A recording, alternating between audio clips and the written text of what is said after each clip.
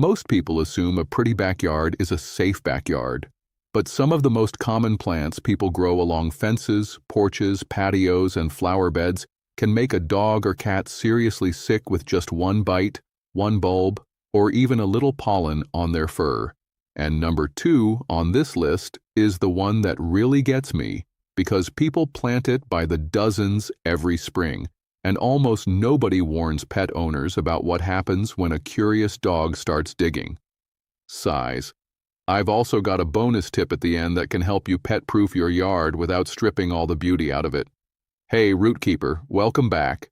And if you're new here, welcome to the Root Keeper, the channel where we learn how to grow smarter, spend less, and build gardens that actually last instead of creating new problems every season. Thoughtful.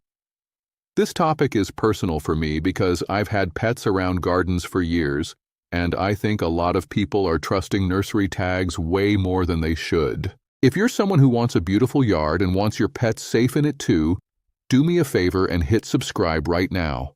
And turn on notifications because I put out practical videos that help you avoid expensive mistakes and build a garden that works in real life. It's free and it takes 1 second. Look, most pet poisonings from plants don't happen because people are careless. They happen because the plant was common, sold everywhere, and never flagged as a problem. That's the gap. A label will tell you the mature height, the sun needs, maybe the bloom time, but it usually won't tell you that the bulb can trigger vomiting in under an hour or that the seeds are the most dangerous part. And honestly, that's backwards. If we're sharing space with dogs and cats, we need to know what the real risks are. All right, let's get into it. Starting with number 7. Number 7 is azalea, the spring bloomer nobody suspects enough. Azaleas are planted all over the place because they handle part shade, they flower hard in spring, and they come in colors people love: white, hot pink, coral, red, all of it. Varieties like George Tabor, Gumpo Pink, and Formosa are especially common. The issue is that the leaves, flowers, and nectar contain compounds called grayanotoxins, and those can mess with your pet's digestive system and even their heart. We're talking drooling, vomiting, weakness, and in more serious cases, tremors or abnormal heart rate.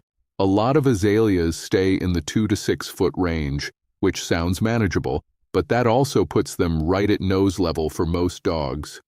Here's what most people miss. The dropped blooms can be just as tempting as the plant itself. They hit the ground and suddenly they're fair game. Pretty shrub, bad gamble. But if you think that's surprising, wait until you see number 6. This next one is sold as a tropical accent and can turn into an emergency faster than people realize. Number 6 is sago palm, the patio plant that can turn deadly fast. And yeah, technically it's not a true palm, but you get the idea. People love it because it gives that clean, sculptural, tropical look and stays tidy for years.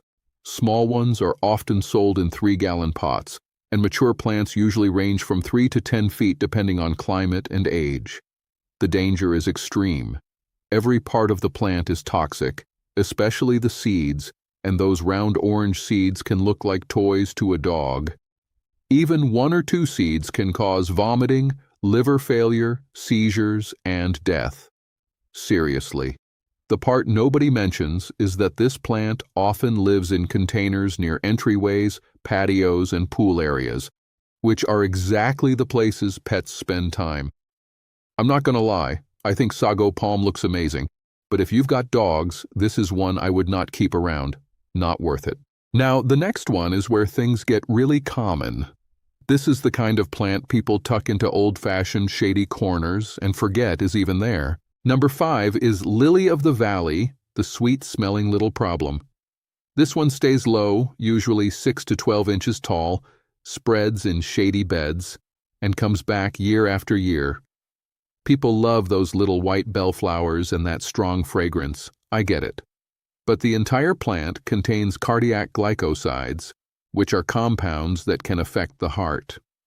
Even small amounts can lead to vomiting, diarrhea, confusion, or dangerous heart rhythm problems in pets. Here's the trick. Because it's low-growing and soft-looking, people don't treat it like a hazard.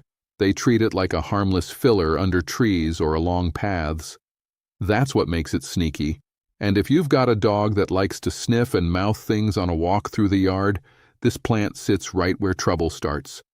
If you want that old cottage garden look, there are safer ways to get it. Okay, this next one.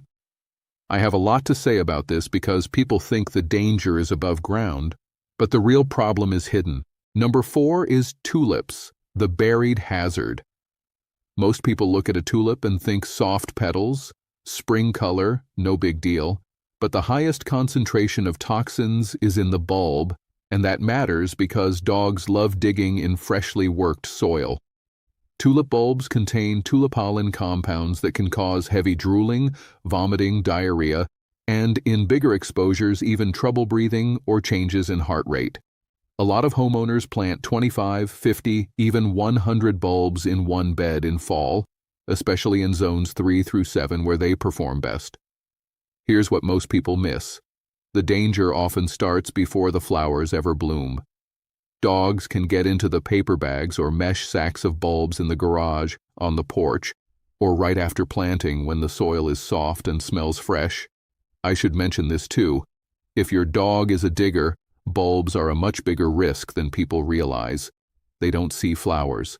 They see buried treasure. Hey, quick pause. If you're getting value from this, smash that like button. It helps more root keepers find this channel. And drop a comment telling me if you want a full follow-up video on pet-safe plants that still look amazing. I read every single comment. All right, let's keep going. Number 3 is oleander, the drought-tolerant danger zone. In warm climates, oleander gets planted constantly because it handles heat, poor soil, road dust, and neglect like a champ. It can grow 8 to 12 feet tall, bloom in white, pink, salmon, or red, and still look good when other shrubs are struggling. Sounds great until you remember every part of it is toxic. Leaves, stems, flowers, sap, all of it. In pets, it can cause vomiting, drooling, tremors, and dangerous heart effects. The part nobody mentions is how risky pruned branches are. A lot of dogs don't chew the live shrub, but they will investigate yard trimmings left in a pile near the fence or by the trash cans. That's where mistakes happen. And honestly, this is one of those plants where just supervise your dog is not enough for me. If animals use that space regularly, I'd plant something else. But number 2 is even more common, and this one gets planted by people who are trying to make the yard look cheerful.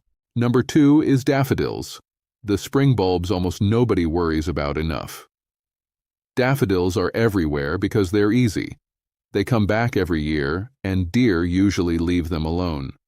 Varieties like Tete-a-Tete, King Alfred, and Ice Follies get planted by the dozens, sometimes by the hundreds. The bulbs contain licorine and other compounds that can trigger vomiting, diarrhea, stomach pain, and in heavier cases, tremors or heart issues. And yes, the leaves and flowers can also cause trouble, but the bulbs are the main problem. Here's what most people miss. A small dog doesn't need to eat a huge amount for this to become a real issue. A few chewed bulbs can be enough to send you straight to the emergency vet, and that visit can easily cost $500 to $2,500 before you blink. And this is the part that gets me. People plant daffodils right by walkways, porches, and front beds, where dogs naturally investigate. They're sold like the perfect easy bulb. For color, sure. For pet yards, not so much. And now number 1. This is, in my opinion, one of the most dangerous landscaping plants a pet owner can have because it combines common use with a very ugly outcome. Number 1 is yew. The evergreen people trust way too much. Yew is used for foundation plantings, clipped hedges, formal gardens, and all kinds of tidy evergreen structure.